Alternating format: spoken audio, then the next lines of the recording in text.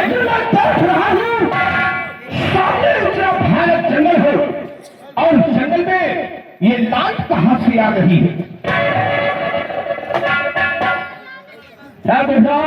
कहे हाँ अच्छे बाबा निरंकारी है, वही वहां की एक छोटा सा दीपक जलता है पहुंचा हुआ बाबा। कहने का मतलब निरंकारी बाबा का आश्रम है ये।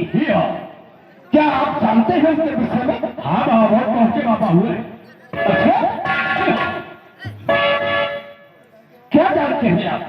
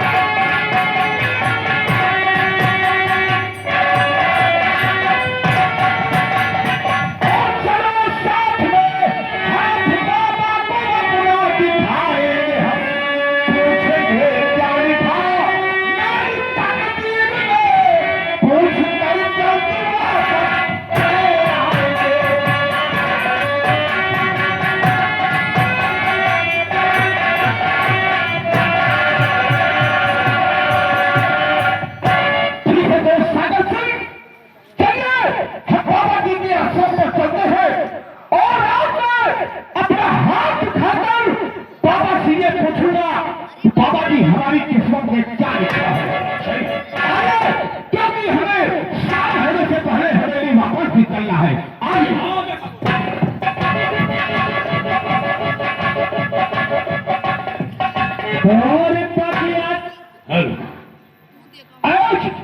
हमारे मित्र अपने भाग के हाथ दिखाएंगे। आगे क्या होगा खेल निकाल देगा।